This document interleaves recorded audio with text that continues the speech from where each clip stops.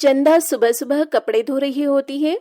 तभी चंदा की सौतेली माँ डुमरी चंदा को और भी कपड़े लाकर देते हुए कहती है, सिर्फ खाने में तेरे हाथ चलते हैं, वैसे तुझसे कोई काम नहीं होता है। चल जल्दी जल्दी हाथ चला ताकि तुझे और भी काम दूं। बस मुफ्त की रोटी तोड़ने आती है। तुम चंदा को इतना काम क्यों देती हो? राखी से भी घर का काम करवाया करो। क्यों ना करवाऊं इस बिन माँ की बेटी से काम? और मेरी फूल सी बेटी की अभी उम्र ही क्या है, बस 20 साल की तो है अभी। और ये करमजदी पूरे 22 साल की हो चुकी है। माँ, मुझे भूख लगी है, कब तक खाना बनेगा? अरे ओ महारानी, सुन भी रही है? मेरी राखी को भूख लगी है जोरों की। कपड़े धुल जाएं तो आकर खाना भी बना लियो। जी माँ जी, जैसा आप कहें। ये करके मैं वो भी करती हूँ। डुमरी और राखी इतना कहने के बाद वहां से चले जाते हैं और ये देख केशव परेशान हो जाता है और अपनी बेटी चंदा के पास जाता है जो कि कपड़े धो रही थी। चंदा बेटी, मुझे माफ कर दे। मैं ही तेरा गुनहगार हूँ। मैंने तो सोचा था कि तेरी माँ के जाने के बाद डुमरी तुझे तेरी माँ की तरह प्यार देगी, लेकिन मैं शायद भूल गया, सौतेली तो आखिर सौतेली ही होती है। और आज तक डुमरी ने बस तुझ पर अत्याचार ही किए हैं। नहीं पिताजी, इसमें आपकी भी कोई गलती नहीं है। हाँ, आपने तो ये सब मेरे लिए ही किया था ना, लेकिन मैं ही अभागी हूँ जो मेरी किस्मत में माँ का प्यार लिखा ही नहीं है। चंदा और केशव बात कर ही रहे होते हैं, तभी कमरे में डुमरी की आवाज आती है। तुम दोनों बाप बेटी मेरी और मेरी फूल सी बेटी की बुराई कर लो तो घर के काम भी हैं, उसका भी सोच लेना। और चंदा, अगर आज काम नहीं हुआ समय पर तो पूरे दिन तुझे भूखे रखूंगी। डुमरी चंदा से नौकरानी की तरह काम करवाया करती थी और तब भी उसे कई बार तो पूरा पूरा दिन भूखा रखा करती थी।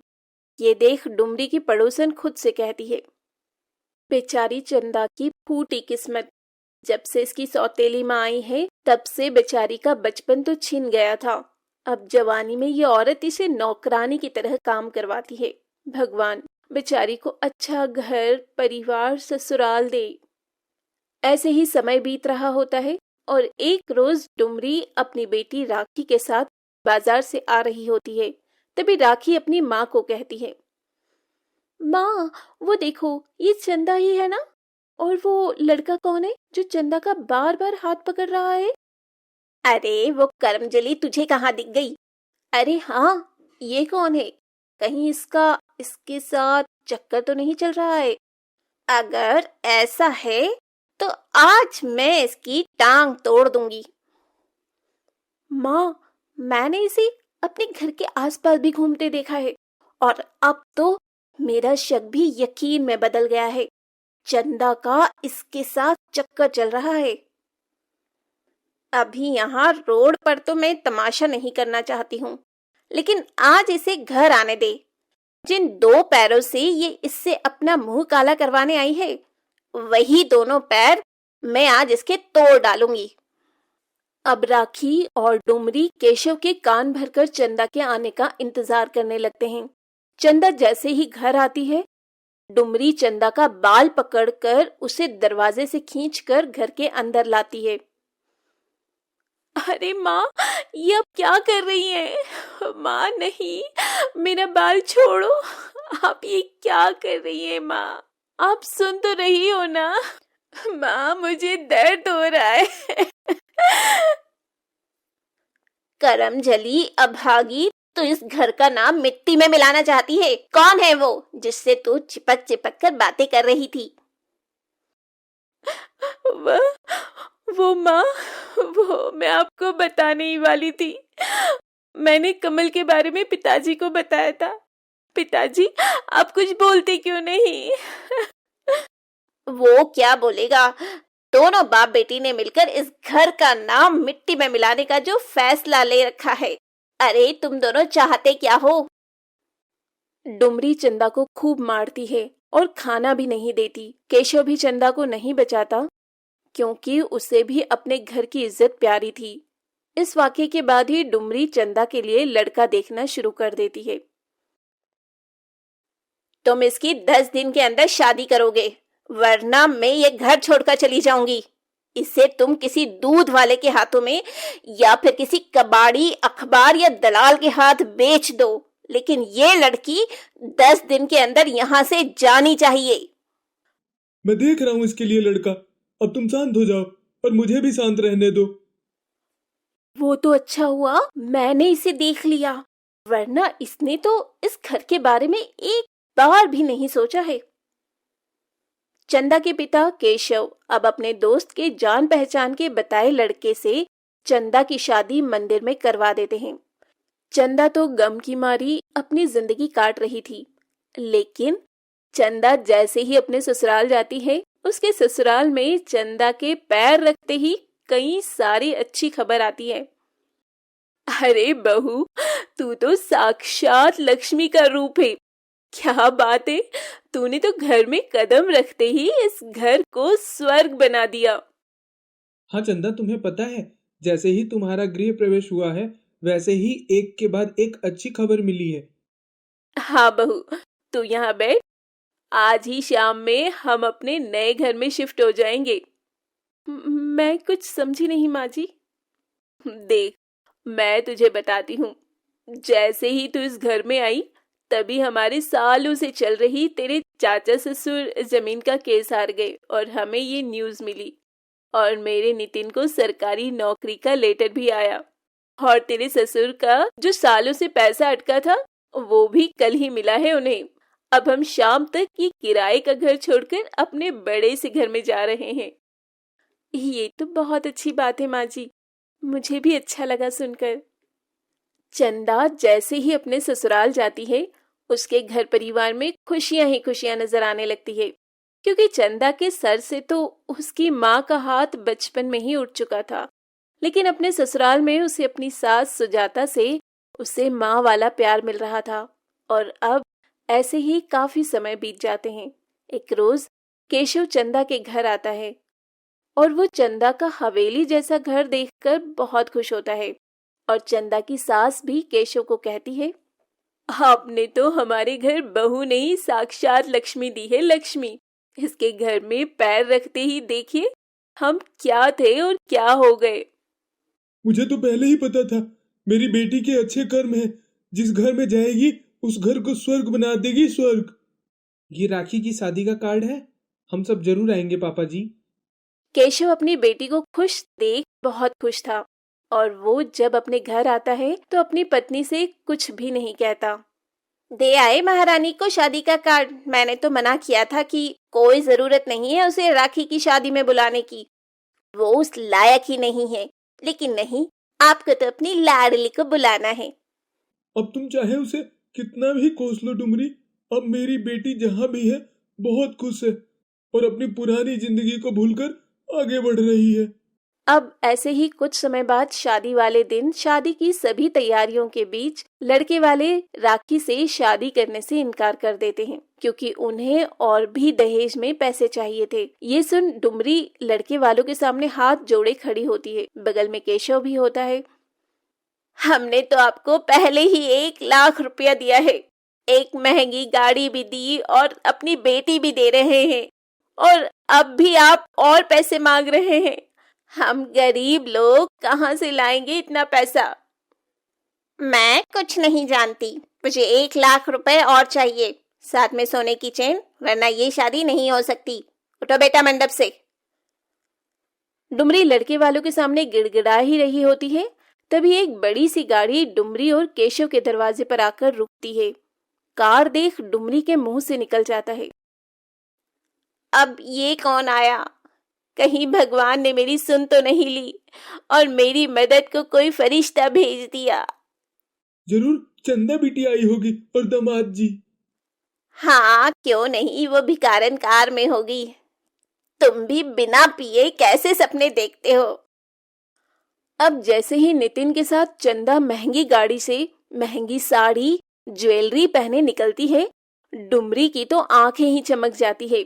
आसपास के खड़े लोग भी चंदा को देख हैरान थे। तभी चंदा आते ही अपने गले में पहना हार उतारकर दूल्हे को पहना देती है। क्या मांग है तुम्हारी? 1 लाख रुपए और सोने की चेन? वो छोड़ो, ये लो पूरे 10 लाख का हार है ये, और चुपचाप शादी करो। अगर अब कुछ भी बोलने की कोशिश की तो पुलिस को बाद में बुलाऊंगी। पहले यहाँ जितना खर्चा और बेइज्जती हुई है उसे पहले वसूल लूंगी।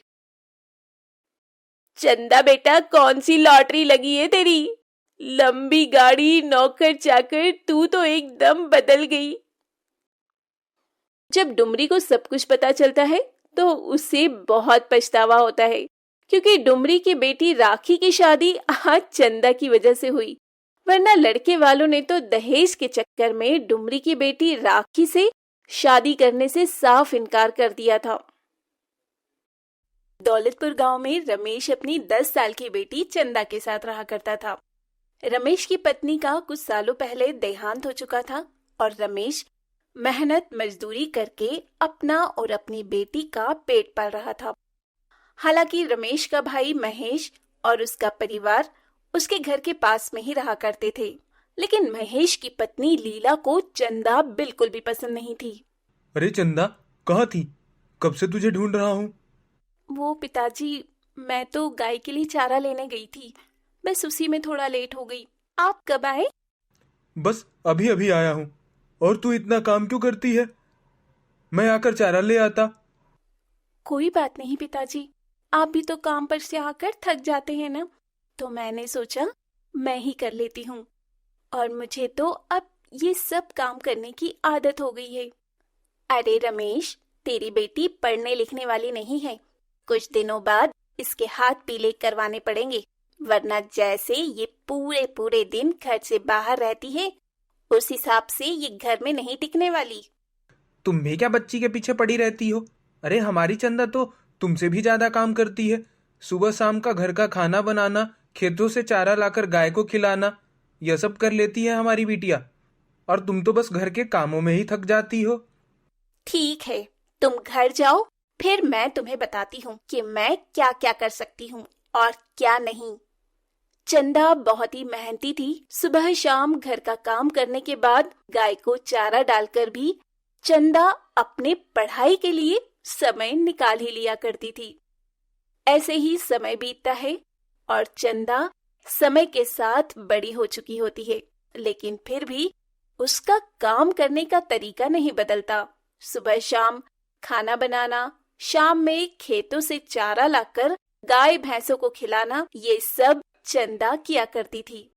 चंदा, तुम्हें कितनी बार मना किया है, शाम के समय जंगल में अकेली मत जाया कर। मैं तो कुंती काकी के साथ जंगल से लकड़ियां लाने गई थी। क्यों पिताजी, क्या हुआ? कोई बात है क्या? नहीं नहीं, मैं बस इतना कह रहा हूँ कि कल से लकड़ियां मैं ही लाया करूंगा और गाय भैंस के लिए चारा भी खेत से मैं ही लाने जाऊंगा। तुझे कहीं जाने की जरूरत नहीं। लेकिन अचानक ऐसा क्या हुआ जो आप मुझे जंगल और खेत जाने से मना कर रहे हैं? रमेश चंदा की किसी भी बात का जवाब नहीं देता। वहीं रमेश के जाते ही लीला वहां आती है और चंदा से कहती है, तुझे पता नहीं है, सारा गांव तेरे बाप पर थू थू कर रहा है और गांव वाले तो ये कहते हैं कि इतनी बड़ी जवान लड़की हो गई है, लेकिन अभी तक जंगल जाकर लकड़ियां लाती है और खेत में घंटों बिताती है। जरूर पापा के कान आपने ही भरे होंगे। मैं तो काम से खेत में जाती हूँ और जंगल भी काम से ही जाती हूँ। न जाने आप लोगों के दिमाग में क्या ही चलता है। हाँ, तो अब तेरे बाप ने मना कर दिया है तो तुझे कहीं जाने की जरूरत नहीं है, क्योंकि जल्द ही अब तेरे पिता तेरे हाथ पीले करवाने वाले हैं। ये सुनकर चंदा को काफी बुरा लगता है कि कैसे गांव के लोग और उसकी चाची उसके पिता के कान भर रही हैं, लेकिन जल्द ही चंदा के लिए रिश्ता आता है। चंदा बिटिया, बाहर लड़के वाले आए हैं, सर पर दुपट्टा डालकर अच्छे से बाहर आ जा। रुक, मैं तेरी चाची को भेजता हूँ। अरे मैं आ ही रही थी, जा तू बाहर जाकर लड़के वालों को देख, मैं इसे लेकर आती हूँ। अरे सही से सर पर चुन्नी डाल और ज्यादा बोलने की जरूरत नहीं है। जितना पूछा जाए उतना ही जवाब देना। लड़के की माँ चंदा को देखकर उसके हाथ से चाय की ट्रे लेकर नीचे रख देती है और चंदा को बैठने के लिए कहती है। क्या नाम है और कितनी पढ़ी लिखी हो? जी चंदा नाम है और कॉलेज कर रही हूँ अभी तो। अच्छा, खाना पीना बनाना जानती हो? और शादी के बाद घर तो संभाल लोगी ना? अरे घर तो हमारी चंदा खूब अच्छे से संभालना जानती है। शाम में जंगल जाकर लकड़ियां काट कर लाती है और खेतों से गाय भैंस के लिए चारा भी यही लाती है। इतनी बड़ी हो गई है लेकिन काम करने में इससे तनिक भी शर्म नहीं। हर काम को बड़ी ही मेहनत से करती है। क्या? जंगल जाकर लकड़ियां काटना, खेत जाकर चारा लाना, इतनी बड़ी होकर ये सब करती है? अब क्या करे, बेचारी की माँ नहीं है तो उसे ही ये सब काम करना ही पड़ेगा ना।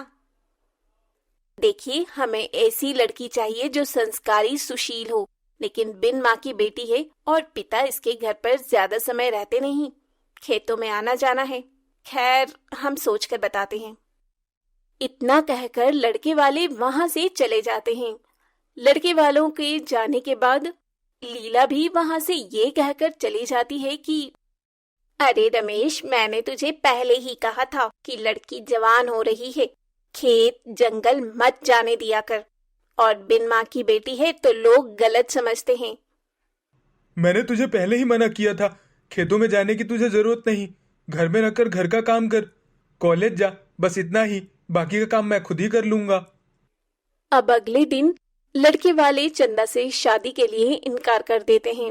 रमेश को इस बात से बहुत दुख होता है, लेकिन वो अपनी बेटी के लिए अब दूसरा रिश्ता तलाशता है और करीब 10-15 दिन बाद चंदा के लिए एक और रिश्ता आता है। देखिए जी, मैं लड़के की बड़ी बहन हूँ। मैंने ही अपने भाई को पाल पोस कर बड़ा किया है। माँ तो हमें बचपन में ही छोड़कर चली गई थी। उसके बाद मैंने ही घर की, अपने भाई की जिम्मेदारी उठाई है। मेरा भाई तो बहुत समझदार और मेहनती है। जी, मेरी भी पत्नी का देहांत चंदा के 5 साल की उम्र में ही हो गया था।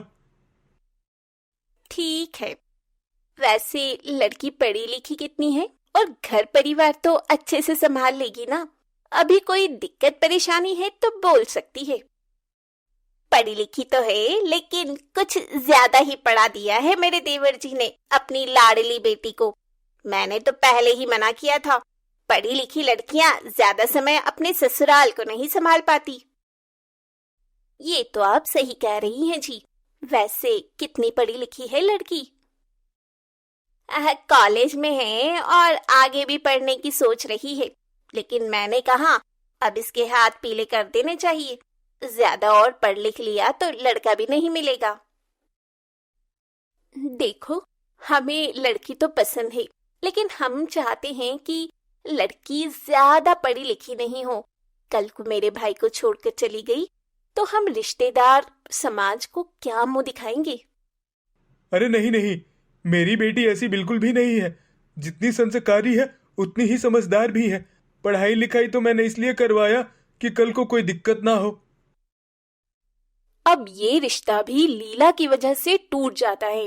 लीला और महेश दोनों ही खुश होते हैं कि उसने अपने भाई की बेटी का रिश्ता तोड़वा दिया। ऐसे ही ये सिलसिला चलता रहता है और चंदा के चाचा चाची की वजह से उसकी शादी टूटती रहती है। देखा, मैंने कहा था ना, मैं चंदा के इस रिश्ते को भी तोड़वा दूंगी। मैं भी तो यही चाहता था, रमेश की बेटी का रिश्ता टूट जाए। और तुमने लड़के वालों के सामने जो भी बोला सही बोला। रमेश बार बार अपनी बेटी के लिए रिश्ता ला रहा था और किसी न किसी कारण लीला उस रिश्ते को तोड़वा दिया करती। रमेश अब काफी परेशान हो जाता है। ये देख चंदा अपने पिता से कहती है, पिताजी, आप इतने परेशान क्यों होते हैं? चलिए, चलकर खाना खा लीजिए। जो मेरी किस्मत में लिखा होगा वो खुद चलकर आ जाएगा। हाँ बेटी, हाँ बेटी तो सही कह रही है। जो किस्मत में लिखा होगा वही होगा। अब तो सब महादेव पर छोड़ दिया है। ऐसे ही समय बीतता है और एक रोज रमेश के घर गांव के पंडित जी आते हैं। अरे ओ रमेश, कैसा है? घर पे सब कुशल मंगल तो है ना? हाँ पंडित जी, सब अच्छे हैं। बताइए कैसे आना हुआ आपका? मैं तो जरूरी काम से आया हूँ। जिस गांव में पूजा करवाता हूँ वहां के सेठ धनी राम ने अपने बेटे की शादी आपकी बेटी चंदा से तय करवाने की बात करी है। दरअसल उन्होंने आपकी बेटी को कॉलेज जाते हुए देखा था। यह आप क्या कह रहे हैं पंडित जी? सेठ धनी राम जी तो इतने धनी हैं कि वह अपने बेटे के लिए एक से बढ़कर एक लड़की ला सकते हैं, तो भला मुझ गरीब पर इतनी मेहरबानी क्यों? धनी राम बेशक धनी है, लेकिन उन्होंने हमेशा से अपने परिवार को जोड़ कर रखा है और वो अपनी बेटी को बहू के रूप में एक कैसी लड़की चाहते हैं जो संस्कारी और समझदार हो, और शायद चंदा बिटिया में उन्हें यह सारे गुण नजर आए। कल वह चंदा बिटिया को देखने आ रहे हैं। पंडित जी की बात महेश सुन लेता है और वो जल्दी से ये सारी बातें घर जाकर अपनी पत्नी लीला को बता देता है। ये आप क्या कह रहे हैं? अभी तक हमने चंदा के लिए एक भी रिश्ता तय नहीं होने दिया है और अब सीधा चंदा के लिए धनीराम सेठ के बेटे का रिश्ता आया है। ये रिश्ता भी मैं तुड़वा कर रहूंगी। जाइए, दौलतपुर और खुशीपुर दोनों गांव के बीचों बीच पड़ने वाला बांध काट दीजिए, जिससे पानी बहने लगे और रास्ता बंद हो जाए। लेकिन मैं ऐसा करता हुआ पकड़ा गया तो गांव वाले मुझे गांव से निकाल देंगे। ऐसा कुछ भी नहीं होगा। ये काम आप रात में करेंगे और सावधानी से। अब अगले दिन रमेश सारी तैयारी के साथ सेठ धनीराम के परिवार और सेठ के आने का इंतजार करने लगता है। दूसरी तरफ सेठ और उसके परिवार दौलतपुर गांव के बांध पर पहुंचते हैं तो उन्हें बांध कटा हुआ मिलता है, जहां गांव के लोग मौजूद होकर बांध को ठीक करने में लगे थे, लेकिन बांध को ठीक करने में समय लगने वाला था। अरे भाई साहब, यह बांध कब तक ठीक हो जाएगा? हमें आगे गांव में जाना था। अरे सेठ जी, इसे ठीक होने में तो पूरा दिन लगेगा। यहाँ के लोग खुशीपुर गांव और खुशीपुर गांव के लोग दौलतपुर गांव में नहीं आ पा रहे। अच्छा ठीक है, लगता है दूसरे समय पर आना पड़ेगा। इतना बोलकर सेठ और उसका परिवार लौट जाता है और महेश बहुत खुश होता है। इधर रमेश सेठ के आने का इंतजार कर रहा होता है। सुबह से शाम हो जाती है और लड़के वालों की कोई खबर नहीं आती। चंदा बिटिया, एक कप चाय बना ला। लगता है हम गरीब से पंडित जी मजाक कर गए। जी पिताजी, अभी लाई आपके लिए चाय। चंदा अब कुछ देर बाद ही रमेश के लिए चाय बनाकर लाती है। तभी वहां पंडित जी भी आ जाते हैं, जिनके हाथ में बहुत सारे गिफ्ट होते हैं। अरे पंडित जी, आइए आइए, बैठिए। अरे वो चंदा बिटिया, पंडित जी के लिए चाय बना के लेती आना। माफी चाहता हूँ बेटा, आज सेठ जी गांव नहीं आ सके। तुम्हें पता ही होगा गांव का बांध किसी ने काट दिया है, जिस वजह से आने जाने का रास्ता बंद है। लेकिन सेठ जी ने बिटिया के लिए शगुन के तौर पर यह सामान भेजा है। अब ये रिश्ता पक्का समझिए। अच्छा, मुझे पता नहीं था कि गांव का बांध टूटा पड़ा है, और यह शगुन देने की इतनी भी क्या जल्दी थी। मिलकर सब कुछ हो जाता। सेठ ने शगुन के तौर पर चंदा के लिए सामान तो भिजवा ही दिया था और कुछ समय बाद ही सेठ धनीराम रमेश के घर आता है और रिश्ता पक्का हो जाने के कुछ समय बाद ही अपने बेटे कुलदीप की शादी गरीब रमेश की बेटी चंदा से खुशी खुशी करवा देता है। उदयपुर गांव में विमल अपनी पत्नी माला के साथ रहा करता था। विमल की पत्नी माला हर वक्त इस बात को लेकर विमल को ताने देती कि उसकी तो विमल से शादी करके किस्मत ही फूट गई।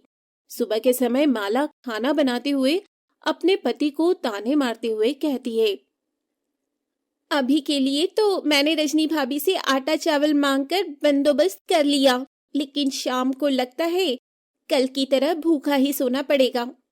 अरे मैंने कहा तो, मैं पूरी कोशिश करूंगा कि आज मुझे लकड़ियों के सही रेट मिल जाए, और अपनी तरफ से मैं पूरी कोशिश तो करता ही हूँ। हाँ, सही कह रहे हो आप ही तो मेहनत करते हो, लेकिन होता कुछ नहीं है।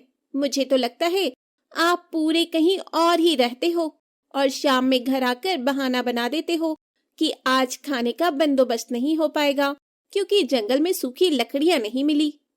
तुम तो मुझे समझा करो, मैं पूरे दिन जंगल में भटकता रहता हूँ, फिर भी कभी कभी निराश ही लौटने को मिलता है। लेकिन तुम भी कभी दो मीठे बोल नहीं बोल सकती हो? इतना बोलने के बाद विमल अपनी कुल्हाड़ी उठाता है और जंगल की तरफ निकल पड़ता है। मायूस होकर विमल जंगल की तरफ चलता जा रहा होता है। तभी वो मन में सोचता है, आज पता ही नहीं क्या ही होगा। सोच तो रहा हूँ पूरा जंगल छान दूं, लेकिन खाली हाथ घर ना लौटूं। यही सोचता हुआ विमल जंगल में पहुंचता है और जंगल में घूम घूम पेड़ों को देखने लगता है कि आखिर कौन सा पेड़ काटने लायक है ताकि वो अच्छे दामों में बिक सके। ये पेड़ तो कुछ खास नहीं है, ये काट लेता हूँ। ये वाला कुछ खास नहीं है, ये वाला ठीक है। आज तो इससे बस अच्छे खासे पैसे हो जाएं। ये बोलकर जैसे ही विमल पेड़ पर कुल्हाड़ी से वार करता है, वैसे ही विमल की कुल्हाड़ी टूट जाती है और ये देख वो अपने सर पर हाथ रख वहीं बैठ जाता है और उदास हो जाता है। सुबह से शाम अपने टूटे हुए कुल्हाड़ी के साथ विमल उसी पेड़ के नीचे बैठा होता है।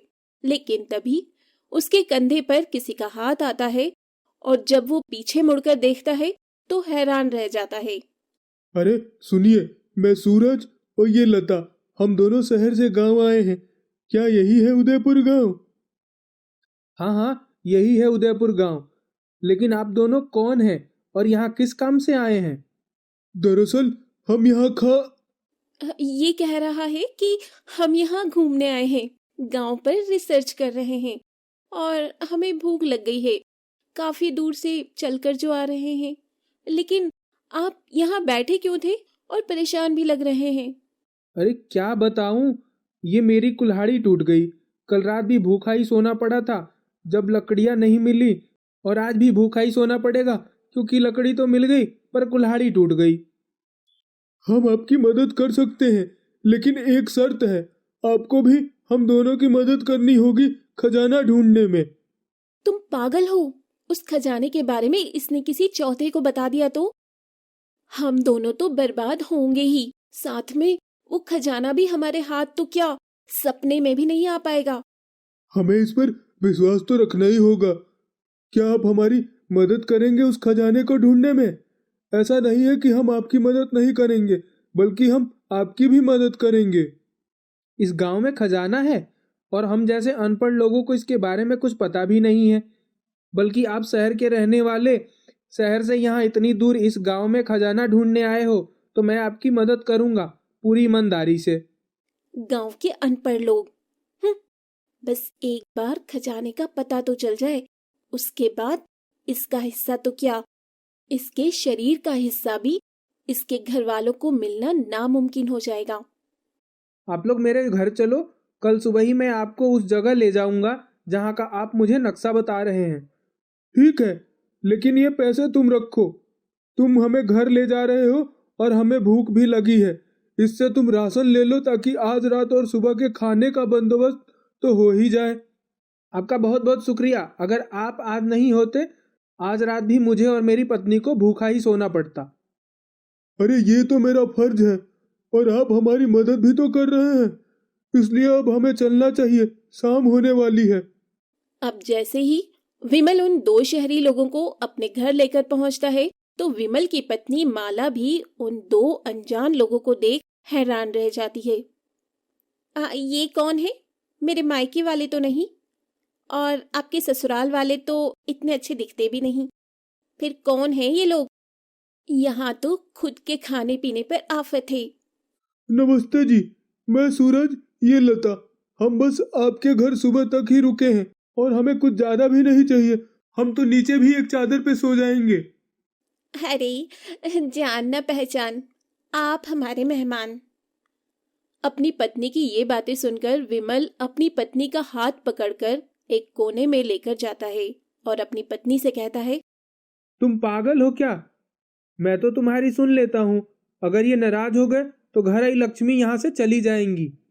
अरे ये क्या भगवान है या हमें पैसे देने आए हैं? इनके रहने से लक्ष्मी आने का क्या मतलब है? वो सब मैं तुम्हें बाद में समझाऊंगा, लेकिन अभी तुम इतना समझो कि ये लोग हमारे लिए साक्षात माता लक्ष्मी हैं। माला ये सुन अपने पति की बात मानकर घर आए उन लोगों के लिए खाना पीना बनाकर देती है और देर रात सबके सो जाने के बाद सूरज अपने मन में कहता है, इस खजाने के बारे में मैंने काफी समय से रिसर्च किया है और बस इसमें मैं सफल हो जाऊं, उसके बाद मेरे पास किसी चीज की दिक्कत नहीं होगी और विमल को भी शायद कमाने की जरूरत नहीं पड़ेगी। अब अगली सुबह विमल उठकर पूजा पाठ करके घर से निकलने लगता है और उसके साथ लता और सूरज भी होते हैं।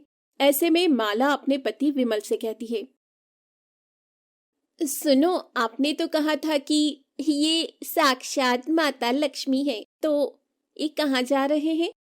इनसे तो हमें कोई धन का लाभ नहीं हुआ। हर चीज की जल्दीबाजी क्यों रहती है तुम्हें? थोड़ा सब्र करो, आता हूँ तो सब बताता हूँ। इतना बोलकर विमल उन शहरी लोगों के साथ घर से निकल जाता है और जंगल की तरफ बढ़ता है। जैसे जैसे सूरज विमल को बताता है वैसे वैसे विमल जंगल की तरफ बढ़ता चला जाता है। हम घने जंगल में पहुंच चुके हैं और आगे जाना खतरे से खाली नहीं है, क्योंकि आगे कोई भी नहीं जाता। आगे जंगली जानवर का खतरा है।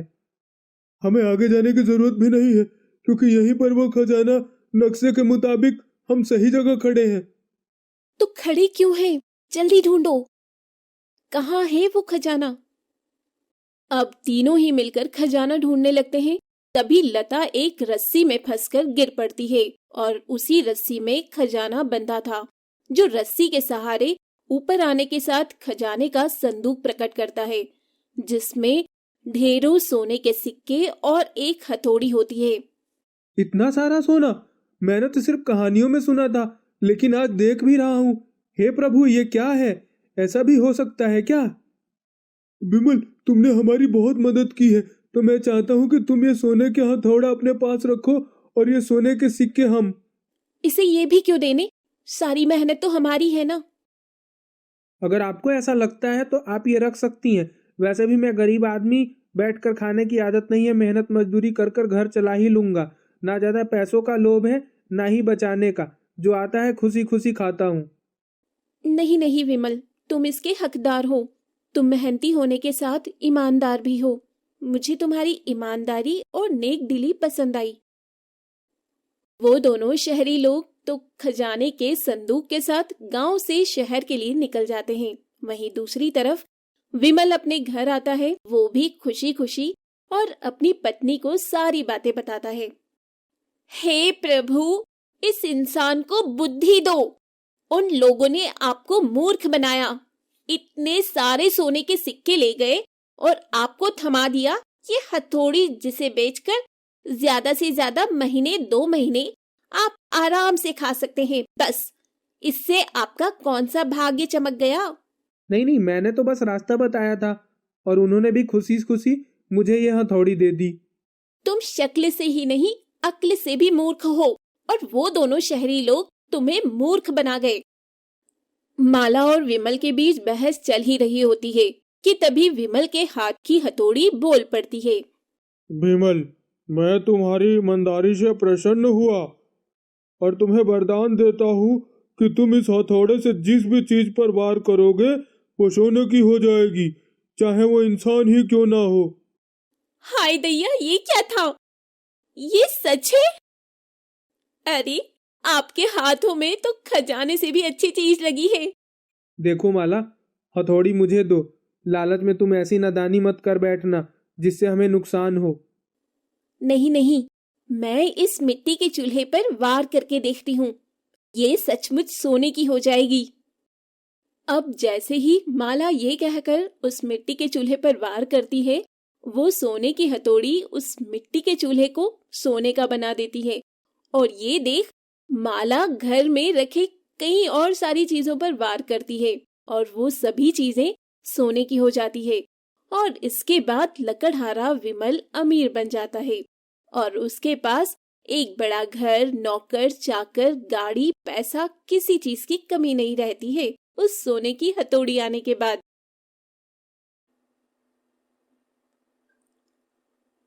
समंदर के किनारे पर बसे रामपुर नाम के गांव में बहुत कम लोगों की जनसंख्या थी। यहाँ के सभी लोग समंदर से मछलियाँ पकड़कर उन्हें बाजार में बेचकर अपना गुजारा किया करते थे। उन्हीं में से एक था रामू। उसका इस दुनिया में सिवाय एक छोटी बहन के कोई नहीं था। वो समंदर की गहराइयों से मछलियाँ पकड़कर लाता और उन्हें बाजार में बेचकर अपना और अपनी बहन का जीवन यापन करता। भैया, आज जब आप बाजार से मछलियाँ बेचकर आएंगे तो मेरे लिए एक जोड़ी अच्छे से कपड़े ले आना। वो क्या है ना, पुराने कपड़े फट गए हैं। ठीक है बहन, मैं तेरे लिए कपड़े ले आऊंगा। देखो भैया, ध्यान से ले आना, पिछली बार की तरह भूल ना जाना। हाँ हाँ मेरी प्यारी बहना, मुझे याद रहेगा। इतना कहकर रामू मछलियां पकड़ने वाला जाल उठाकर समंदर की ओर चल देता है। जहां जाकर वो देखता है बिरजू और सोनू नाम के दो मछुआरे रामू की नाव पर जाल डालकर मछलियां पकड़ रहे थे। ये देख रामू उन दोनों से कहता है, अरे सोनू भैया और बिरजू भैया, आप मेरी नाव पर क्या कर रहे हैं? अरे देखो तो कौन आया है, रामू भैया आए हैं। अरे हाँ, तुमने सही कहा, ये तो रामू है जो कुछ दिन पहले गायब हो गया था पैसे देने के चक्कर में। अरे नहीं नहीं भाई, ऐसी कोई बात नहीं है। वह मेरी बहन की तबीयत कुछ खराब थी, इसलिए मैं उसे अस्पताल लेकर गया था। मैं आपके पैसे जल्द ही वापस कर दूंगा। अब बहुत हो गया रामू, तेरे रोज रोज का ड्रामा बंद कर। तेरे इन बहनों से हम तंग आ गए हैं, इसलिए हम तेरी इस नाव पर कब्जा कर रहे हैं। आज के बाद समंदर किनारे नजर भी मत आ जाना, समझे? तुम दफा हो जाओ यहाँ से। नहीं नहीं भैया, ऐसा मत करो। आप तो जानते ही हैं कि इस दुनिया में मेरी बहन के सिवा कोई और नहीं है और इस नाव के जरिए ही हमारा घर चलता है। अगर आप यह नाव छीन लेंगे तो मैं मछलियाँ कैसे पकड़ूंगा और अपना घर कैसे चलाऊंगा? यह सब तो तुम्हें पैसे उधार लेने से पहले सोचना चाहिए था ना। अब कुछ नहीं हो सकता, दफा हो जाओ यहाँ से। इतना कहकर बिरजू और सोनू रामू को उसी की नाव से धक्का देकर भगा देते हैं। रामू को कुछ भी समझ नहीं आता है। वो परेशान होकर समंदर के किनारे पर सर नीचे करके रोने लगता है। तभी उसकी नजर समंदर के पास तड़प रही एक मछली पर जाती है और ये देखकर वो कहता है, अरे लगता है यह मछली पानी के लहरों से जमीन पर आ गई है।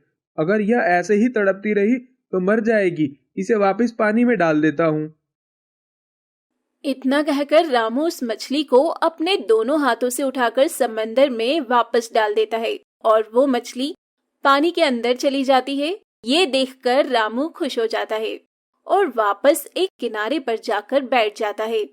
कुछ देर में पानी में अजीब सी हलचल होने लगती है और आसपास में बिजली गरजने लगती है। ये देखकर रामू बहुत डर जाता है और जल्दी से अपने घर की ओर भाग जाता है। अरे रामू भैया, आज तो आप बहुत जल्दी आ गए। और ये क्या, आप तो खाली हाथ आए हैं। मैंने आपको कुछ कहा था लाने के लिए, क्या आप फिर भूल गए? अब मैं इसे क्या बताऊं कि हमारी कमाई का जरिया हमसे छीन लिया गया है। अगर मैंने इसे सच बता दिया तो इसे बहुत दुख होगा। कुछ बहाना करना होगा। क्या हुआ भैया? कुछ नहीं बहन, वो आज मेरी तबीयत कुछ ठीक नहीं है ना, इसलिए मैं घर जल्दी आ गया। माफ करना। अच्छा, कोई बात नहीं भैया, आप आराम करो, मैं आपके लिए कुछ खाने को लेकर आती हूँ। इतना कहकर मीना बाहर चली जाती है। तभी पास की एक औरत कमला रामू के घर आती है और रामू से कहती है, अरे रामू, कहाँ हो तुम? जल्दी आओ, बहुत खुशी की बात सुनानी है तुम्हें। क्या हुआ कमला दीदी? अरे रामू, वो जो हमारे दूसरे मोहल्ले के वर्मा जी है ना, उनकी पत्नी मिली थी मुझे। वो कह रही थी उन्हें तुम्हारी बहन मीना बहुत पसंद है और वो अपने बेटे राघव से तुम्हारी बहन की शादी करवाना चाहती है। ये तो बहुत अच्छी बात है कमला बहन, लेकिन क्या रामू, रिश्ता बहुत अच्छा है और लड़का भी बहुत ईमानदार और शरीफ है। देख, ऐसा रिश्ता कभी नहीं मिलेगा। तेरी बहन राज करेगी उस घर में। वो सब तो ठीक है दीदी, लेकिन ये सब इतनी जल्दी कैसे करें? तुम चिंता मत करो, मैं कल फिर से वर्मा जी की पत्नी से मिलूंगी और उनसे सही से रिश्ते की बात करके तुझे बताऊंगी। इतना कहकर कमला वहां से चली जाती है और उसके जाने के बाद रामू और परेशान हो जाता है। रात भर रामू इसी बारे में सोचता रहता है कि ना तो अब नाव है, ना ही मछलियां पकड़ने के लिए कोई सहारा। अगर उसने वापस काम शुरू नहीं किया तो वो अपना घर कैसे चलाएगा और बहन की शादी कैसे करेगा। इसी सोच में डूबा बेचैन रामू सुबह सुबह समंदर के किनारे जाकर उदास बैठ जाता है। हे भगवान, मुझे कुछ समझ नहीं आ रहा है कि मैं क्या करूं। अपनी बहन की शादी और घर, ऊपर से ये कर्ज, ये सब कैसे होगा। भगवान, कोई तो रास्ता दिखाओ। रामू इतना कहता ही है कि तभी आसमान में फिर काले बादल छा जाते हैं। तेज हवा चलने लगती है और देखते ही देखते समंदर के अंदर से एक खूबसूरत जलपरी बाहर आती है। हे भगवान! अरे तुम्हें क्या हुआ? जल्दी उठो। क्या मैंने कोई सपना देखा या फिर यह सच था? तुम सही हो, ये कोई सपना नहीं है, सच है। मैं सच में एक जलपरी हूँ। क्या तुम असली जलपरी हो? लेकिन ऐसा कैसे हो सकता है? जलपरियां तो सिर्फ कहानियों में होती हैं। हाँ, तुमने सही कहा, जलपरियां कहानी में ही होती हैं, लेकिन ये भी सच है कि मैं एक असली जलपरी हूँ। लेकिन मैं जल्दी लोगों के सामने अपने असली रूप में नहीं आती, क्योंकि तुम्हें तो पता ही है आजकल के इंसान कितने लालची हो गए हैं। अपने लालच के लिए किसी को भी नुकसान पहुंचा सकते हैं। तुम सही कह रही हो, लेकिन तुम मेरे सामने ही अपने असली रूप में क्यों आई हो? जलपरी रामू को बताती है कि वो व्हेल मछली थी, जिसे रामू ने कल तड़पता हुआ देख जमीन से उठाकर पानी में वापस डाल दिया था। और उसकी ये नेक दिली देखकर जलपरी को बहुत खुशी हुई और इसीलिए वो उसके सामने अपने असली रूप में आई है। मुझे तो अब भी अपने आंखों पर यकीन नहीं हो रहा है। ऐसा है तो तुम मुझे वो पत्थर दो, मैं तुम्हें उसे सोने में बदलकर दिखाती हूँ। रामू उसे एक पत्थर का टुकड़ा देता है, जिसे जलपरी एक सोने के टुकड़े में बदल देती है। ये देख रामू को अब पूरी तरह यकीन हो जाता है। रामू, कल तुमने मेरी जान बचाई थी, आज बताओ तुम्हें मुझसे क्या चाहिए? जो तुम कहोगे मैं तुम्हें वो दे सकती हूँ। नहीं नहीं, मुझे आपसे कुछ नहीं चाहिए जलपरी जी। ठीक है, तो तुम्हें जब भी मेरी मदद की जरूरत हो तुम मुझे एक बार पुकारना, मैं तुम्हारे सामने आ जाऊंगी।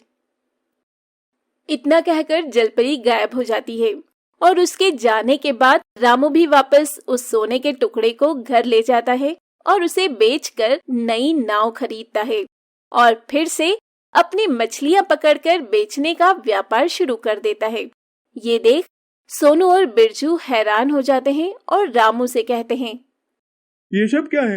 रामू कल तक तो हमारे आगे अपनी नाव वापस मांगने की भीख मांग रहा था, और अब तेरे पास ये नाव कहाँ से आ गई?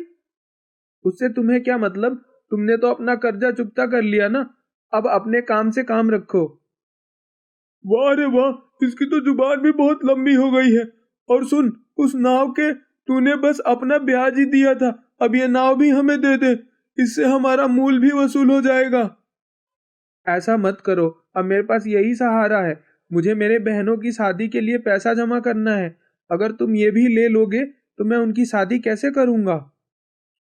अगर कोई शादी ना करे तो हमें बता देना, हमारा सोनू तेरी बहन से शादी कर लेगा, बहुत अच्छा बच्चा है ये।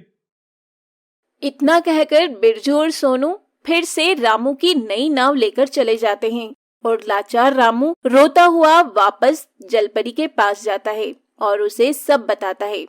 ये सुनकर जलपरी रामू को एक मोती देती है और कहती है, रामू, तुम इस मोती को अपने घर के बीचों बीच कहीं दफन कर देना और चैन की नींद सो जाना। अगली सुबह तुम्हारी जिंदगी पूरी तरह से बदल जाएगी। ठीक है जलपरी जी, अगर ऐसा है तो मैं यही करूंगा। इतना कहकर रामू वहां से चला जाता है और घर जाकर जैसा जलपरी ने कहा वैसा ही करता है। अगली सुबह उसकी बहन मीना उसे हैरानी से उठाती है और जैसे ही रामू की नींद खुलती है वो खुद को एक आरामदेह बेड पर पाता है और उसके सामने एक बड़ा सा घर था। ये सब बिल्कुल एक सपने की तरह था। देखिए भैया, ये सब क्या हो गया? अचानक सब बदल कैसे गया? ये हमारा घर नहीं है, फिर ये जादू कैसे हुआ? तू नहीं समझेगी पगली। रामू से जलपरी की सच्चाई बताता है। ये सुन मीना हैरान भी थी और खुश भी थी कि अब उनके जीवन के सभी दुख खत्म हो जाएंगे और रामू भी अपनी इकलौती बहन की शादी धूमधाम से करवा सकता है। और तो और अब उसे किसी का कर्जा भी नहीं देना था। वहीं जलपरी अपने जादू से सोनू और बिरजू को रामू को परेशान करने की सजा देती है कि वो दोनों ताउम्र समंदर में यहाँ से वहाँ बस भटकते रहेंगे। पूजा और योगेश शादी के मंडप में बैठे 7 जन्मों के कस्मे वादों के साथ शादी के बंधन में बंधने जा रहे थे। जहाँ पूजा और योगेश अपनी नई शादीशुदा जिंदगी की शुरुआत करने के सपने देख रहे थे, वहीं योगेश की माँ सुषमा पूजा के पिता श्यामलाल से बार बार एक ही बात कह रही थी। अरे भाई साहब, कहाँ रह गए आपके पैसे? लड़की का कन्यादान होने जा रहा है, लेकिन अब तक दहेज के पैसे नहीं आए हैं। बस मैंने अपने छोटे भाई को कहा है, वह लेकर आता ही होगा। अब तब तक बाकी की रस्में पूरी करवाइए। अरे समधी जी, इतनी भी क्या जल्दी है? एक बार पैसे आ जाने दीजिए, शादी ब्याह तो हो ही जाएगा। कौन सी लड़की भागी जा रही है आपकी? लेकिन मुहूर्त तो निकलता जा रहा है ना। मेरा छोटा भाई किशन लाल आता ही होगा। उन्हें आ जाने दीजिए, तब तक मैं कुछ खा पी लेती हूँ। देखो जरा क्या कुछ बनवाया है बारातियों के लिए। जी जरूर समधन जी, आइए आप बैठिए, मैं आपके लिए खाना मंगवाता हूँ। इधर पंडित जी बार बार मुहूर्त निकला जा रहा है कहकर मंत्रों को बीच में ही रोक दे रहे थे, लेकिन सुषमा श्यामलाल को अपनी बेटी पूजा का कन्यादान करने ही नहीं दे रही थी। देखिए समधन जी, पंडित जी का भी कहना है कि मुहूर्त निकलता जा रहा है। आप मेरी बात समझने की कोशिश कीजिए। बस मेरा भाई आता ही होगा, थोड़ा सा समय और दे दीजिए उसे। अरे बड़ी लंबी उम्र है समधी जी, आपके भाई की आ ही गए। पूरा कैश तो है ना, पूरे 5 लाख।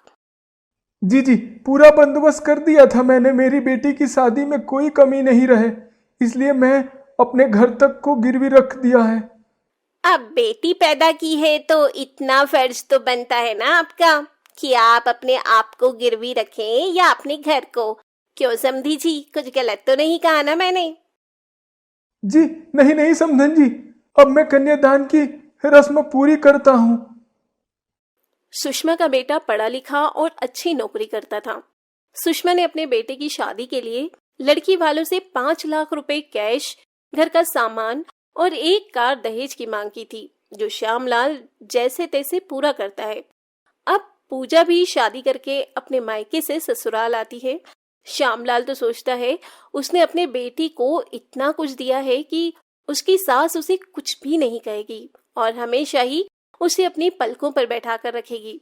लेकिन सुषमा इतनी लालची थी कि दूसरे दिन से ही उसके मन का लालच और भी बढ़ता जा रहा था। अरे बहू, कल पग फेरे की रस्म है तो तेरे बाप को बोल देना कि यहाँ से 10 लोग जाएंगे, उनका खाना पीना बन जाना चाहिए और सभी को शगुन में नए कपड़े और 1000 रुपए तो दे ही दें। लेकिन माँ जी, पग फेरे की रस्म में तो सिर्फ लड़की जाती है, लड़के के रिश्तेदार नहीं। और ये कौन सा रिवाज है जिसमें पैसों के साथ कपड़े देने पड़ते हैं? हमारे यहाँ तो यही रिवाज है, इसीलिए पहले से बता रही हूँ। अच्छा माँ जी, अगर ऐसा है तो कोई बात नहीं, इस पग फेरे की रस्म को रहने ही देते हैं। मेरे पिता ने अभी अभी आप लोगों को इतना कुछ दिया है कि उनका हाथ खाली हो चुका है। वो 10 लोगों का खाना पीना, कपड़े और शगुन के तौर पर 1000 रुपए नहीं दे पाएंगे। हाँ हाँ, तेरा फकीर बाप जब बेटी के ब्याह में खर्च नहीं कर सकता था तो बेटी को जन्म ही क्यों दिया?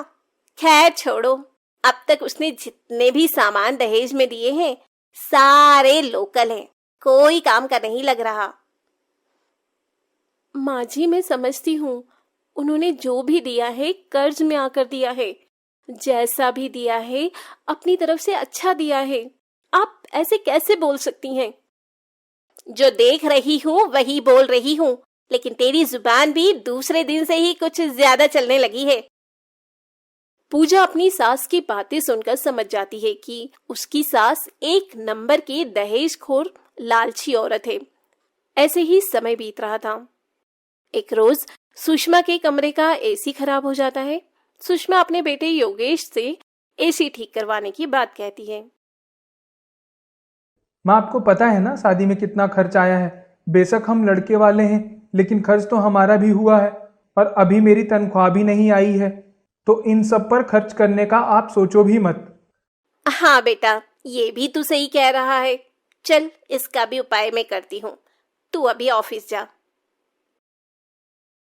योगेश के ऑफिस निकल जाने के कुछ देर बाद हॉल में पोछा लगा रही पूजा से सुषमा कहती है, अरे बहू, अब तक तेरा काम नहीं हुआ? तेरे बाप को बुलाया था घर पर, आता ही होगा। अगर आए तो नाश्ता पानी करवा कर भेजना। लेकिन पिताजी आ रहे हैं, उन्होंने तो मुझे कुछ बताया ही नहीं कि वो मुझसे मिलने आ रहे हैं। तेरे बाप को मैंने यहाँ तुझसे मिलने नहीं बुलाया है, बल्कि तेरे बाप से कहा था कि घर का एसी खराब हो गया है, बेटी के लिए इतना तो कर ही सकता है। मैं समझी नहीं माँ जी, क्या आप मेरे पिताजी से नया एसी मंगवा रही हैं, वो भी अपने कमरे में लगवाने के लिए? हाँ, बड़ी जल्दी समझ आ गई। चल अच्छा है, मैं जा रही हूँ कांता के घर, थोड़ा काम है। तेरा बाप आए तो बिना नाश्ता पानी के मत भेजना, वरना कल को बदनामी होगी। लेकिन माँ जी, मेरे पिताजी से जितना हुआ उन्होंने उतना तो किया ही ना, तो अब आप उन्हें और क्यों परेशान कर रही हैं? क्या उन्होंने दहेज में कोई कमी छोड़ी है? लड़की का बाप जितना दे उतना कम है, चाहे वो ताजमहल ही क्यों ना दे दे, और लड़के वाले जितना ले उतना कम है। ये बात तू नहीं जानती क्या बहू? चल अभी घर के काम पे ध्यान दे, मेरी बातों पर नहीं। इतना कहकर सुषमा अपनी पड़ोसन कांता के घर चली जाती है। कुछ देर बाद श्यामलाल अपनी बेटी के ससुराल आता है। अरे पूजा बेटी, कैसी है? घर में सब ठीक तो है ना? बाहर तो धूप भी बहुत तेज है। पिताजी, आप आ गए? कैसे हैं आप? आपकी तबीयत तो ठीक है ना? बैठिए ना, आप खड़े क्यों हैं? मैं आपके लिए ठंडा पानी लेके आती हूँ। बेटी सब ठीक है, वह तो बस मैं तेरे लिए एसी लेकर आया हूँ। दहेज में मैंने तुझे पंखा कूलर तो दिया, लेकिन एसी नहीं। अरे पिताजी, इसकी क्या जरूरत थी? और मुझे अच्छे से पता है ये आप अपनी मर्जी से नहीं लेकर आए हैं, आप पर दबाव बनाया गया है। नहीं नहीं बेटी, कैसी बातें कर रही है तू? मैं ये तेरे लिए ही लेकर आया था।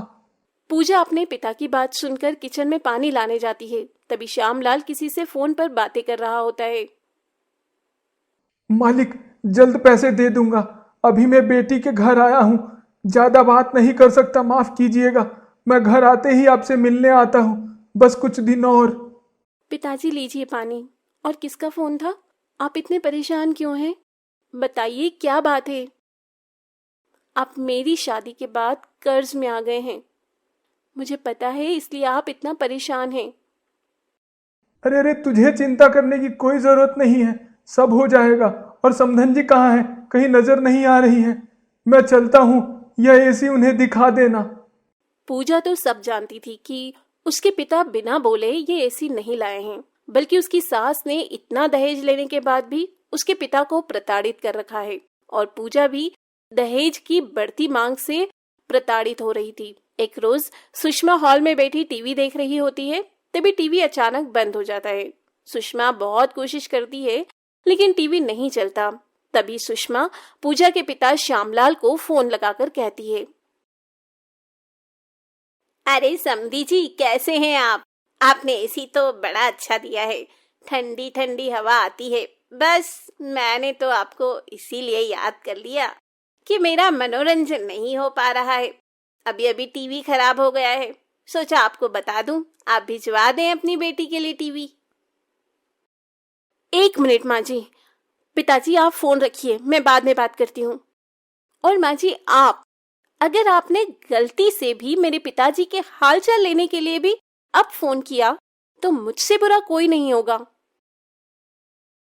देख रहा है योगेश, तेरे सामने ही तेरी पत्नी मुझे धमका रही है। आपको जो समझ में आए वो समझिए माँ जी, लेकिन मेरे पिताजी अब आपको कुछ भी नहीं देंगे दहेज में। वैसे ही आपने सामान से लेकर पैसे तक लिए हैं और मेरे दहेज का सामान आपने अपनी बेटी के लिए भिजवा दिया है। और जो चीज खराब हो रही है वो आप मेरे पिताजी से मंगवा रही हैं। क्या ये गलत नहीं है? माँ, आज मैं आपको कुछ नहीं कहूँगा। पूजा बिल्कुल ठीक कह रही है। तू इसकी बातों में बता, अगर इसे यहाँ से जाना है तो जाए, मैं नहीं रोकने वाली। मैं तेरी दूसरी शादी करवा दूंगी और वहां से भी इससे 2 गुना दहेज मिलेगा। माँ जी आपको जैसा सही लगे, लेकिन मैं इस घर को छोड़कर जा रही हूँ। मैं अपने पिता पर और बोझ नहीं बन सकती। मैं अपने मायके भी नहीं जाऊंगी, लेकिन जहाँ जाना होगा मैं चली जाऊंगी। मैं भी तुम्हारे साथ हूँ, तुम चिंता मत करो। मैं तुम्हारे साथ 7 जन्मों के कसमों वादों के साथ 7 फेरे लिए हैं। सुषमा अपने लालच की वजह से अपने बेटे को खो देती है, क्योंकि पूजा के घर से जाने के साथ ही योगेश भी पूजा के साथ चला जाता है और इस बात का सुषमा को बहुत पछतावा होता है। हालांकि वो अपने बेटे को मनाती भी है, लेकिन योगेश नहीं मानता। वो भी अपनी माँ के रंग को काफी समय से नोटिस कर रहा था। इसीलिए कहते हैं लालच बुरी बला है। ये कहानी है राम की, जो अपनी झोपड़ी के बाहर इधर उधर टहल रहा होता है। उसके माथे पर शिकन साफ नजर आ रही थी। उसके चेहरे का पसीना देख साफ पता चल रहा था कि वो किसी टेंशन में है। तेज बारिश हो रही थी। हे भगवान, मेरी पत्नी और मेरे बच्चों का ख्याल रखना। ना जाने क्यों मेरा दिल घबरा रहा है। एक औरत जो बेड पर पड़ी चिल्ला रही थी और उसी के पास एक आया थी जो उसे खुद को संभालने की सहानुभूति दे रही थी। बेटा हौसला रखो, सब ठीक हो जाएगा। आया, अगर आज मुझे कुछ हो जाता है तो मेरे पति से कहना कि मैं उनसे बहुत प्रेम करती हूँ और वो मेरे बच्चे की अच्छी तरह से परवरिश करे। ये कैसी बातें कर रहे हैं? ऐसा कुछ नहीं होगा, तो घबरा मत, जो होगा सब अच्छा ही होगा। आया अपनी नम आंखों से उस औरत और उसके बच्चे की तरफ देखती है और वो औरत तो बेहोश हो जाती है, लेकिन उसका बच्चा नहीं बचता। आया अपनी गोद में बच्चा लिए राम के घर का दरवाजा खोलती है और बाहर आती है। आया, मेरी पत्नी और मेरा बच्चा दोनों ठीक है ना? कोई परेशानी तो नहीं हुई? वो दरअसल राम तुम्हारी बेटी हुई है और तुम्हारी पत्नी भी ठीक है। भगवान का लाख लाख शुक्र है कि सब कुछ ठीक है। राम, लेकिन क्या हुआ? और आपकी आंखों में आंसू क्यों हैं? क्या हुआ? अभी तो आपने कहा कि मेरी बेटी और मेरी बीवी दोनों ही ठीक हैं, फिर आपकी आंखों में इस तरह आंसू? ये सच है राम कि तुम्हारी बेटी हुई है और तुम्हारी पत्नी भी सही सलामत है, लेकिन तुम्हारे ये बच्चे इस दुनिया में नहीं रही, वो मरी हुई पैदा हुई है। ये रही तुम्हारी बेटी राम। अच्छा, अब मैं चलती हूँ। रुक जाओ आया, अब जब मेरी बेटी मरी हुई पैदा हुई है तो मैं इस मरी हुई बेटी की शक्ल अपनी सुनीता को दिखाकर उसकी तबीयत और नहीं खराब करना चाहता। इसीलिए एक काम करो, तुम मेरी मरी हुई बेटी को ले जाओ और इसे कहीं दफना देना। मैं यहाँ सुनीता को संभाल लूंगा। आया राम की बातों का जवाब सर हिलाकर हाँ में देती है और वो उस बच्ची को लिए चली जाती है। पर वहीं राम का कलेजा फट रहा था, क्योंकि शादी को 8 साल गुजर गए थे और इस दौरान उसकी एक भी संतान नहीं हुई थी। और जब 8 साल बाद उसकी बेटी पैदा हुई तो वो भी मरी हुई पैदा हुई। राम अपनी आंखों में आंसू लिए अपनी झोपड़ी में चला जाता है और अपनी बीवी के बगल में बैठ जाता है। तो वहीं आया उस बच्चे की लाश को अपने हाथों में लिए कब्रिस्तान की तरफ जा रही थी। तभी उसको प्यास लगती है और वो बच्ची को एक जगह पर रखकर पानी पीने चली जाती है। लेकिन तभी आसमान इतनी तेज गरजता है मानो कि वो अभी फट जाएगा आसमान से एक रोशनी बाहर आती है और उस बच्ची में चली जाती है। और जब आया वापस आती है तो वो देखती है कि बच्ची खूब जोर जोर से रो रही है। अरे ये कैसे हो सकता है? ये बच्ची तो मरी हुई पैदा हुई थी, तो जिंदा कैसे हो सकती है? जो भी है, मैं इस बच्ची को वापस नहीं लेकर जा सकती, क्योंकि मैं उन लोगों को कह चुकी हूँ कि उनकी बच्ची मर चुकी है। अगर मैं इस बच्ची को वापस लेकर गई तो लोग मेरे काम पर शक करने लगेंगे। ऐसा करती हूँ, इस बच्ची को किसी के दरवाजे पर छोड़ देती हूँ। आया उस बच्ची को हाथ में लिए एक सेठ के घर के दरवाजे पर छोड़ देती है। वो बच्ची बहुत जोर जोर से रो रही थी। उसके रोने की आवाज सेठ और सेठानी की नींद को तोड़ देती है। अजी सुनते हैं, ऐसा लग रहा है जैसे हमारे दरवाजे पर कोई बच्चा रो रहा है। जाइए ना, दरवाजा खोलकर देखिए कि कौन है बाहर। अरे भाग्यवान, इतनी रात को अगर कोई बच्चा या कोई और भी हमें आवाज लगाए या दरवाजा खटखटाए तो भी हमें दरवाजा नहीं खोलना चाहिए। सेठ की बातें सुनकर सेठानी सो जाती है, लेकिन लगातार बच्चे के रोने की आवाज आती है। सेठानी को नींद नहीं आती और वो उठकर अपने घर का दरवाजा खोलकर देखती है तो वहां बाहर तेज बारिश होती हुई नजर आती है और वो अपने घर के दरवाजे पर एक छोटी सी बच्ची को भूख से तड़पते देखती है। सेठानी तुरंत उस बच्ची को उठा लेती है और तभी वहां सेठ भी आ जाता है। मैं आपसे कह रही थी ना कि किसी बच्चे के रोने की आवाज आ रही है। अभी जब मैंने दरवाजा खोलकर देखा तो ये बच्चा भूख से तड़प रहा था। पता नहीं ऐसे कौन से माँ बाप हैं जो बच्चों को पैदा कर दूसरों के दरवाजों पर छोड़ देते हैं। अरे जब पालन पोषण की औकात ही नहीं रहती तो ना जाने लोग बच्चा ही क्यों पैदा करते हैं। जाने दीजिए ना, वैसे भी हमारी कोई औलाद नहीं है। क्यों ना हम इसे अपनी बच्ची की तरह पाले। हम इसे अपने से भी ज्यादा प्यार देंगे। सेठ और सेठानी की कोई औलाद नहीं थी, इसीलिए वो उस बच्चे की परवरिश की जिम्मेदारी ले लेते हैं। अरे सब कुछ अच्छे से साफ कर दो और मेरी बेटी शिवानी का कमरा भी अच्छे से सजा दो। रामू काका अब तक खाना नहीं बना। आपको पता है ना, वो आती ही होगी और वो जैसे ही आएगी सीधा खाने पर झपट जाएगी। इसीलिए कह रही हूँ, जल्दी से खाना बनाकर तैयार कर दीजिए। अरे भाग्यवान, जरा थम जाओ, वो अपने घर ही आएगी। जब वो घर आ जाए तो आराम से उसकी सेवा पानी कर लेना, लेकिन अभी तो थको मत। अगर तुम अभी से काम करती रही तो उसके आने तक थक जाओगी। जी, पूरे 19 साल बाद वो घर आ रही है। अब भला क्या मैं अपनी एक लौती औलाद के 19 साल बाद घर आने की खुशी में घर को सजा भी नहीं सकती? अच्छा बाबा, ठीक है, कर लो जो तुम्हें करना है। वैसे वो आ चुकी है, मैं उसे लेने के लिए जा रहा हूँ। इतना बोलकर सेठ अपनी गाड़ी निकालता है और अपनी बेटी को लेने के लिए स्टेशन चला जाता है, जहां शिवानी स्टेशन पर अपने पिता का इंतजार कर रही थी। अपने पिता को देखकर शिवानी खुश हो जाती है और उसके पांव छूकर उसके साथ गाड़ी में बैठ जाती है। गाड़ी में बैठी शिवानी अपने गांव का नजारा देख रही थी। तभी उसकी नजर राम की झोपड़ी पर जाती है, जहां वो देखती है कि राम अपने घर के बाहर हाथ पैर धो रहा है। ये देखकर शिवानी सेठ से वहीं गाड़ी रुकवाती है और सीधा राम के घर जाती है। शिवानी के साथ सेठ भी जाता है और सेठ को देखकर राम बोला, अरे सेठ जी, आप यहाँ आइए, आइए अंदर आइए। सुनीता, जरा 2 गिलास पानी ला दो। राम की बात सुनकर सुनीता पानी के 2 ग्लास लाती है। एक शिवानी को देती है और दूसरा सेठ को देती है। वो दोनों ही उसके घर का पानी पीते हैं और थोड़ी देर बैठकर वहां से जाने लगते हैं। पर तभी शिवानी राम के पैर छूती है और उससे कहती है, ना जाने क्यों आपसे मिलकर मुझे बहुत अपनापन लग रहा है। ऐसा लग रहा है जैसे आपसे मेरा कोई पुराना और गहरा रिश्ता है। बेटिया, अगर आज हमारी बेटी होती तो वो भी तुम्हारी ही उम्र की होती। मतलब मैं कुछ समझी नहीं राम काका। मतलब ये है बिटिया कि आज से 21 बरस पहले हमारी घरवाली को एक बच्चा हुआ था, पर वो मरा हुआ पैदा हुआ।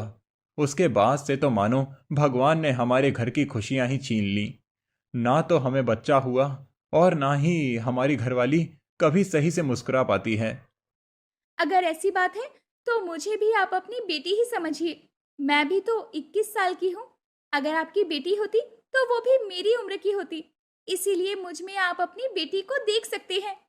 शिवानी की बात सुनकर राम और सुनीता दोनों के ही चेहरों पर एक मुस्कान आ जाती है। कुछ देर के बाद शिवानी अपने घर आ जाती है और वो सिर्फ राम के बारे में ही सोचती है। देखते ही देखते शाम हो जाती है और सभी लोग आपस में बैठकर खाना खाते हैं। आज सेठानी भी अपनी बेटी के पास बैठकर बहुत खुश थी। वो भी अपनी बेटी को बहुत ही लाड़ प्यार करती है और उसको प्यार से अपने हाथों से खाना खिलाती है। समय गुजरता है और गुजरते समय के साथ शिवानी गांव में ही बसने का फैसला कर लेती है। ऐसे ही एक दिन शिवानी मिनी स्कर्ट पहनकर अपने बाबा सेठ के साथ राम के घर जाती है, जहां राम शिवानी की गर्दन पर एक निशान देखता है। उस निशान को देखकर राम बोलता है, शिवानी बिटिया, ये तुम्हारी गर्दन पर निशान कैसा? अरे, ये तो इसका बर्थ मार्क है। जब से पैदा हुई है तब से इसकी गर्दन पर निशान है। माफ करना सेठ जी, लेकिन जैसा निशान शिवानी की गर्दन पर है, ठीक वैसा ही निशान इनकी गर्दन पर भी है। इनकी तो कुछ कुछ हरकतें भी शिवानी जैसी लगती है। देखने से लगता ही नहीं कि ये आपकी बेटी है। सुनीता की बात सुनकर सेठ बेचैन हो जाता है और वहां से कोई ना कोई बहाना देकर जाने लगता है। पर सेठ अपने घर नहीं जाता। वो सीधा उसी आया के पास जाता है जो गांव में हर गर्भवती औरत की डिलीवरी करवाती थी। वो उसके पास जाता है और उससे सवाल जवाब करता है। देख आया, सच बता, तूने किसके घर की औलाद मेरे दरवाजे पर लाकर रख दी? क्योंकि इस गांव में बच्चा पैदा करने वाला कोई और नहीं बल्कि तू है, इसीलिए सच बता। सेठ की बात सुनकर आया उसकी सारी सच्चाई बता देती है। ये सुनते ही सेठ की आंखें नम हो जाती है। वो अपनी आंखों में आंसू लिए अपनी पत्नी के पास जाता है और उसको सारी बात बता देता है। नहीं जी, ऐसा नहीं हो सकता। अगर शिवानी को पता चल गया कि राम उसका असली पिता है तो हमारा क्या होगा? शिवानी तो उसके पास चली जाएगी। हमने उसे बहुत नाजों से पाला है। मैं उसे ऐसे खुद से अलग नहीं कर सकती। ये तो मैं नहीं चाहता, लेकिन जिस तरह सच मुझे पता लगा, अगर ये सच शिवानी को पता चल गया तो वो हमें छोड़कर चली जाएगी। एक काम करते हैं, मैं आया को पैसे दे देता हूँ, वही गांव छोड़कर चली जाएगी और हम लोग शिवानी को कभी भी राम से नहीं मिलने देंगे और ना ही उसे ये सच बताएंगे। अगर उसे ये सच पता चल गया कि वो हमारी नहीं बल्कि राम की बेटी है तो वो हमें सच में छोड़ देगी। सेठ और सेठानी आपस में बातें कर रहे थे, पर वो इस बात से अनजान थे कि दरवाजे पर खड़ी शिवानी ये सब कुछ सुन रही है। आज शिवानी को जब ये पता चला कि वो उनकी असली बेटी नहीं है बल्कि उसकी असली माँ बाप तो कोई और है। उसके असली माँ बाप राम और सुनीता हैं। लेकिन शिवानी के मन में सेठ और सेठानी से दूर होने की जरा भी भावना नहीं आती और वो अपने माँ बाप के पास जाकर उन्हें समझाते हुए कहती है, माँ, पापा, आप लोगों ने ये कैसे सोच लिया कि मैं आप लोगों को छोड़कर जाऊंगी? ये जानने के बावजूद कि मेरे माँ बाप आप नहीं बल्कि राम काका और सुनीता काकी हैं। भले ही उन दोनों ने मुझे पैदा किया हो, लेकिन पाल पोस कर मुझे आपने बड़ा किया है। इसीलिए मैं न सिर्फ उनकी बल्कि आपकी भी बेटी हूँ। शिवानी सेठ और सेठानी से बहुत प्यार करती थी, पर वो इस बात को नहीं झुठला सकती थी कि राम और सुनीता भी उसके असली माँ बाप हैं। माँ, पापा, जिस तरह आप मेरी माँ बाप हैं, ठीक उसी तरह राम और सुनीता काकी भी मेरे माँ बाबा हैं। उन्हें भी सच के बारे में पता तो चलना चाहिए ना कि मैं उनकी बेटी हूँ, क्योंकि मैं अपनी आंखों से उन्हें अपने बच्चे के लिए तड़पते हुए देख चुकी हूँ। नहीं शिवानी, मैं तुझे वहां नहीं जाने दूंगी।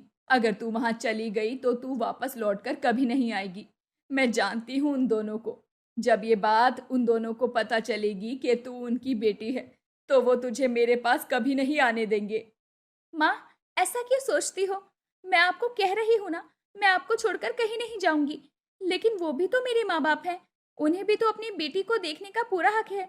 इसीलिए उन्हें भी ये बात पता होनी चाहिए कि मैं उनकी बेटी हूँ। प्लीज ना, मुझे मत रोकिए। मैं उन्हें सच बताने के लिए जाना चाहती हूँ। इतना बोलकर शिवानी अपने घर का जैसे ही दरवाजा खोलती है, तभी उसकी आंखों के सामने सब कुछ धुंधला धुंधला उसे नजर आता है और थोड़ी ही देर बाद वो बेहोश होकर नीचे गिर जाती है। शिवानी को बेहोश होकर नीचे गिरता देखकर सेठ और सेठानी काफी घबरा जाते हैं, जिसके बाद वो तुरंत उसे अस्पताल ले जाते हैं। साथ ही सेठ रामलाल और उसकी पत्नी को भी हॉस्पिटल बुला लेता है। वो उन्हें ये खबर दे देता है कि शिवानी की अचानक तबीयत खराब हो गई है और वो बेहोश होकर नीचे गिर गई है। भले ही राम और सुनीता को ये नहीं पता था कि शिवानी उनकी बेटी है, लेकिन जैसे ही उन्हें ये बात पता चलती है कि शिवानी बेहोश होकर नीचे गिर गई है, वो तुरंत अस्पताल पहुंच जाते हैं। सेठ जी, अचानक से शिवानी को क्या हो गया? कल तक तो वो अच्छी खासी थी, लेकिन एकदम से उसकी तबीयत कैसे खराब हो गई? पता नहीं राम, अब डॉक्टर आएंगे तभी कुछ हो सकता है। सेठ के बोलते ही डॉक्टर बाहर आता है और उन्हें बताता है। सेठ जी, घबराने वाली कोई बात नहीं है। शिवानी बिल्कुल ठीक है, लेकिन शिवानी प्रेग्नेंट है। आप लोगों को उसका अच्छे से ख्याल रखना होगा, और तो और उन्हें किसी चीज की टेंशन नहीं देना। इतना बोलकर डॉक्टर वहां से चला जाता है और ये जानकर कि शिवानी प्रेग्नेंट है, सब लोग चौंक जाते हैं।